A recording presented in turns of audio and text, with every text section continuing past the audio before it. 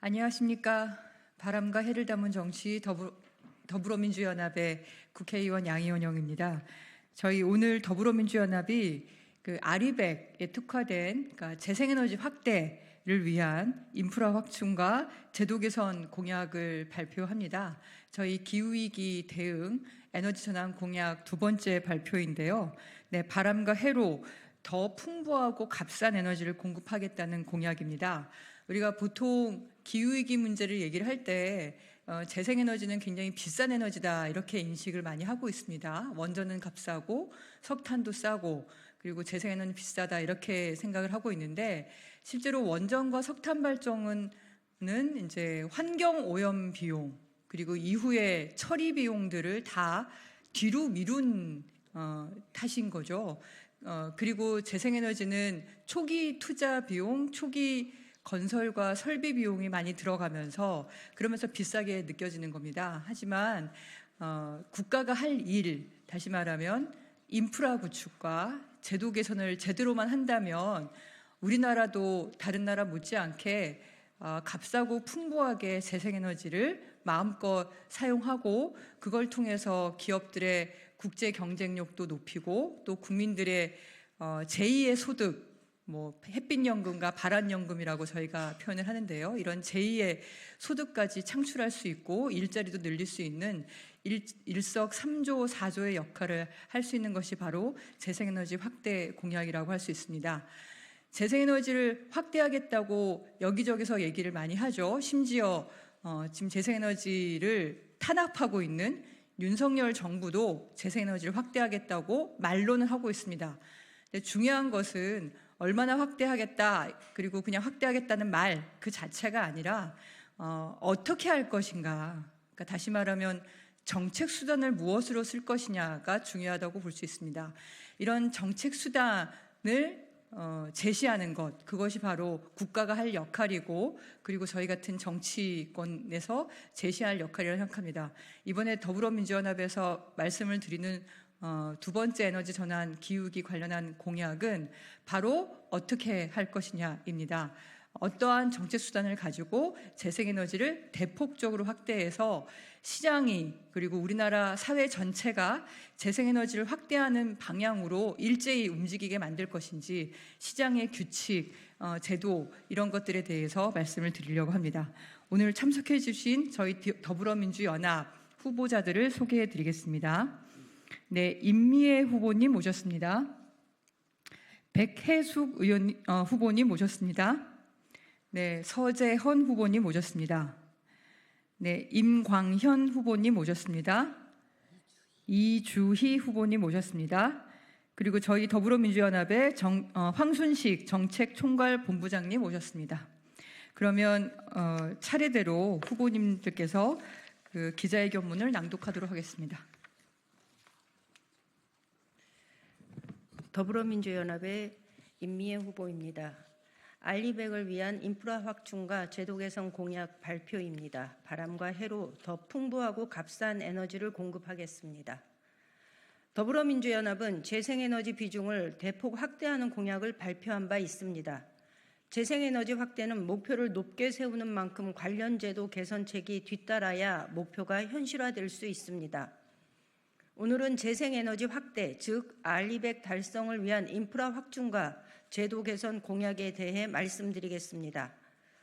OECD 국가들은 물론 중국과 동남아를 비롯한 전 세계 각 국가들이 재생에너지 확대에 박차를 가하고 있습니다. 알리백은 물론 탄소 국경 조정 제도 등 세계 무역 질서와 공급망 변화에 재생에너지가 큰 영향을 미치고 있습니다. 바야흐로 재생에너지 비중은 기업과 국가의 경쟁력을 결정짓는 시대가 되고 있습니다. 불과 20여 년 전 원전과 석탄 발전 비중이 80% 안팎이던 독일은 2023년 기준 총 재생에너지 비중이 54.3%로 대폭 확대되었고 원전은 1.4%, 석탄 발전은 23%가량으로 대폭 축소되었습니다. 재생에너지 비중이 높은 나라들이 많지만 독일은 특히 국토 면적과 인구, 높은 제조업 비중, 그리고 원전과 석탄 발전에 의존하였던 역사 등에 비춰봤을 때 에너지 전환의 모범 사례라고 할 수 있습니다. 한편 일본 역시 후쿠시마 원전 사고 이후 30%에 달하던 원전 비중이 2023년 기준 7.9%로 축소되었고 재생에너지는 23%로 확대되고 있습니다. 반면에 대한민국은 아직 10%도 되지 않은 재생에너지 발전 비중으로 OECD 국가 꼴찌인데도 윤석열 정부 들어서 각종 규제와 금융장벽 등으로 증가 속도가 둔화되고 관련 산업은 고사 위기에 놓여 있습니다. 전 세계 거의 유일하다시피 한 경직되고 독점적인 전기요금과 전략시장 체제는 국토 균형 발전과 재생에너지 확대를 가로막고 있습니다. 독일과 일본 등의 에너지 전환 정책 선례와 대한민국의 현 상황을 고려했을 때 재생에너지 대폭 확대를 위한 22대 국회에서 우선적으로 해결해야 할 정책 공약들을 제시합니다. 네, 첫째, 전력망 확충과 디지털화, 스마트화, 국가가 책임지는 에너지 고속도로입니다. 중앙 집중형 일방향의 전력망을 분상형, 쌍방향의 스마트한 전력망으로 전면 개선하고 전력망을 확충하겠습니다. 가지가 뻗어가야 포도송이가 달리듯이 전력망이 전국의 모세혈관처럼 퍼져나가야 그 끝에 재생에너지 발전소와 에너지 저장장치, 기상발전소 등이 연결되어 재생에너지 확대와 안정적 전력 공급의 역할을 하게 됩니다. 지금은 전력망이 부족하고 디지털화도 더뎌서 재생에너지 발전소를 건설해도 공급이 어려우며 재생에너지 출력 제어가 수시로 일어나고 다양한 전기 사업 비즈니스가 더딥니다. 제주도에서 햇빛 좋고 바람 좋은 날은 태양광과 풍력 발전이 출력 제어가 되어 재생에너지 비중 20%를 넘지 못하는 이유입니다. 이런 현상은 호남 지역을 시작으로 육지로도 퍼져가고 있습니다. 디지털화된 전력망을 스마트하게 운영하는 하드웨어적이고 소프트웨어적인 준비가 시급합니다. 과거 국가 예산을 들여 고속도로를 건설해 산업화의 기반을 닦았듯이 에너지 고속도로인 전력망과 디지털 기술을 통한 쌍방향 소통형 설비를 국가 주도로 확충하고 책임 있게 운영하겠습니다. 현재 한국전력공사는 원가 이하의 전기요금 책정으로 수십조 원의 적자에 허덕이고 있어서 전력망 확충에 투자할 여력이 부족합니다. 국가가 책임지고 전력망을 확충하고 디지털화, 스마트화하겠습니다. 둘째, 아리백을 위한 규제 합리화, 인허가 절차 간소화 등 각종 규제 합리화와 주민소통 지원입니다. 재생에너지 발전소는 원전이나 석탄 발전소와 달리 킬로와트, 메가와트, 기가와트 단위 등 다양한 규모가 가능하며 발전 사업자도 개인, 협동조합, 중소기업, 중견기업, 대기업, 다국적 기업 등 다양합니다.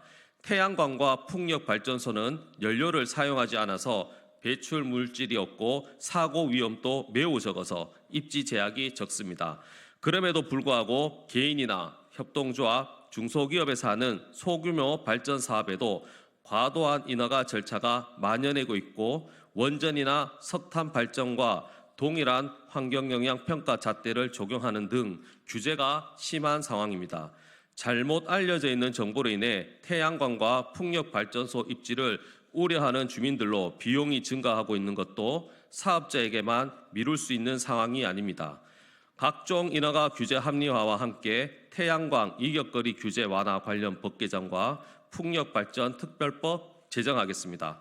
재생에너지 입지 과정에서 발생할 수 있는 주민 갈등을 최소화하기 위한 중재 노력, 정확한 정보 제공 등을 할 수 있는 제3의 전문기관을 설립하거나 기존의 조직을 활용하겠습니다. 네, 안녕하십니까. 후보 백혜숙입니다. 저는 농축산 부산물을 활용한 바이오 에너지에 대한 부분을 출마 전에 공약으로 발표한 바가 있습니다. 계속해서 이어가도록 하겠습니다. 셋째, 햇빛연금, 바람연금으로 에너지 기본소득, 즉 영농형 태양광과 주민참여형 풍력발전 사업을 활성화시키겠습니다.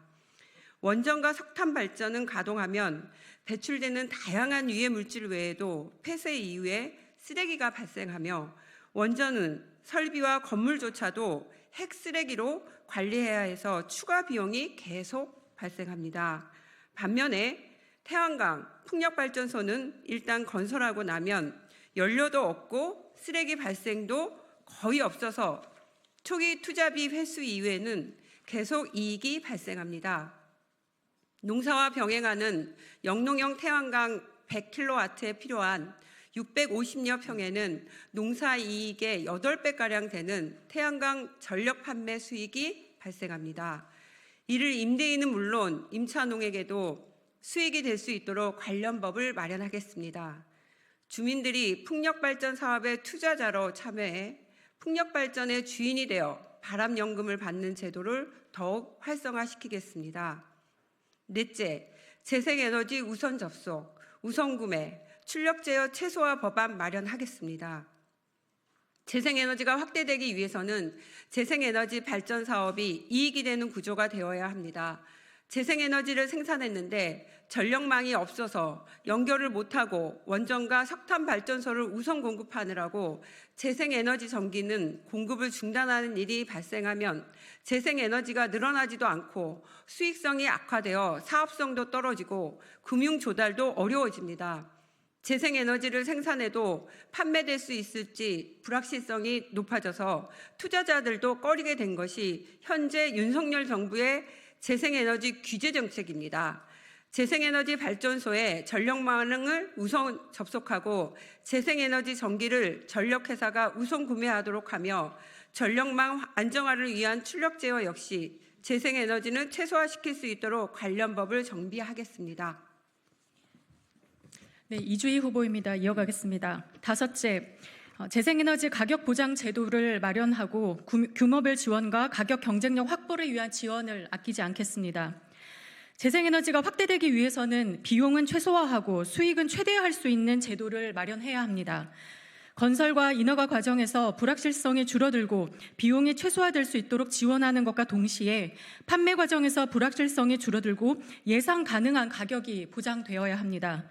그동안 재생에너지는 유가와 가스 가격 변동에 따라 킬로와트 시당 40원대에서 200원대로 크게 변하는 도매 전력시장 가격과 RPS 제도에 의해 변하는 신재생에너지 인증서 가격에 의해 영향을 받아왔습니다.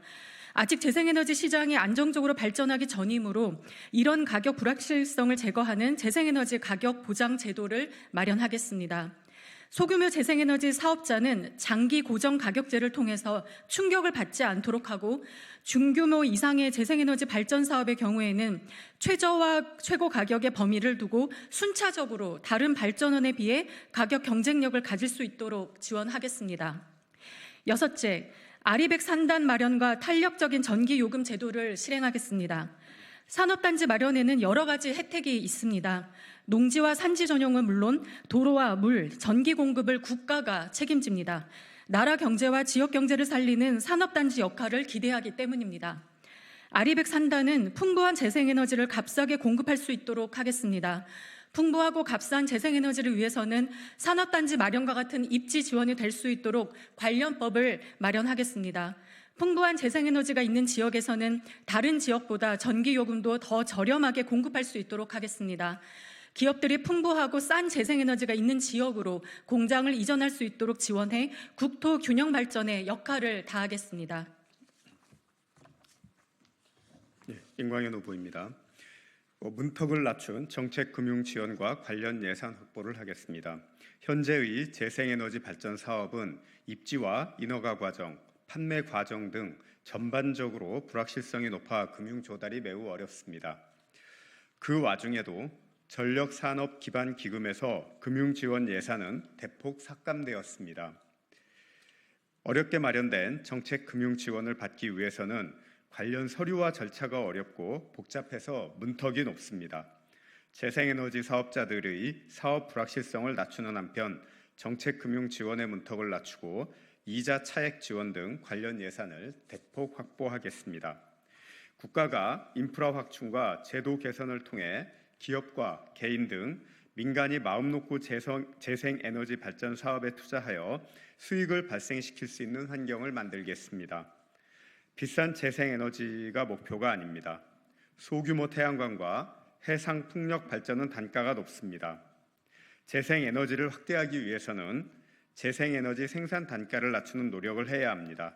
국가가 인프라를 확충하고 위의 공약처럼 제도를 개선하면 재생에너지는 다른 어떤 발전원보다 저렴하고 풍부하게 공급할 수 있습니다.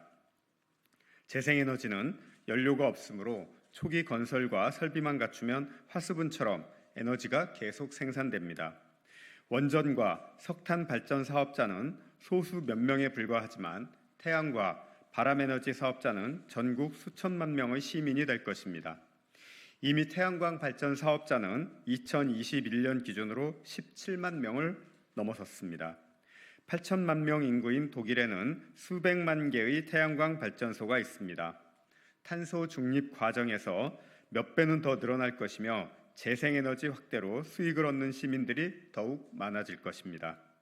아리백은 기업들의 국제 경쟁력을 확보하는 동시에 시민들이 재생에너지로 돈을 벌 수 있는 사회가 되는 것이며 햇빛과 바람으로 연금을 받는 시대가 될 것입니다.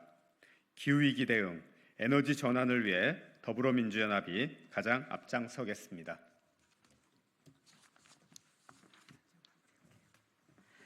네, 감사합니다. 이상으로 기자회견문 낭독을 다 마쳤는데요. 한 가지 좀 말씀드리고 싶은 게 있습니다. 윤석열 정부의 녹색 성장위원회에서 어제 발표를 했는데 원전 비중을 높이는 덕분에 그 온실가스가 감축되었다 이렇게 얘기를 했습니다. 그런데 그 원전 비중을 높이는 과정에서 무리하게 재생에너지를 출력 제어하는 그런 일들이 최근에 발생을 하고 있습니다. 결국 전력망에서 한정적인 전력망에서 원전과 재생에너지 어떤 것을 선택할 것이냐의 기로에 놓일 수밖에 없는 상황인데요. 저희 기자회견문에도 나와 있는 것처럼 OECD 국가에서 꼴찌입니다, 우리나라가. 이렇게 재생에너지가 없는 나라일 경우에 이 변화하는 무역 질서에 과연 우리나라 기업이 감당해낼 수 있을까? 그리고 2026년 이제 2년밖에 안 남았는데요. 2026년부터 시작하는 그 유럽연합의 탄소 국경 조정 제도에 대해서 대기업은 그래도 어찌어찌 대응을 하겠지만 중소기업들은 과연 그 파고 속에 살아남을 때가 있을까? 우리가 유럽 시장을 과연 완전히 다 놓쳐야 되는 거냐? 이런 기로에 놓여 있습니다. 재생에너지를 확대하지 않으면 우리나라 경제가 낭떠러지로 떨어질 수밖에 없다는 것이 대부분의 전문가들의 견해입니다. 이 문제를 정치권이 해결하지 않고는 우리 후손들에게 뵐 면목이 없을 것 같습니다. 저희 더불어민주연합이 꼭 많이 당선되어서 오늘 말씀드렸던 이런 재생에너지 확대를 위한 정책 수단을 국회에서 입법 과정을 통해서 적극적으로 역할을 할 수 있도록 많은 지원을 부탁드리겠습니다. 네, 감사합니다.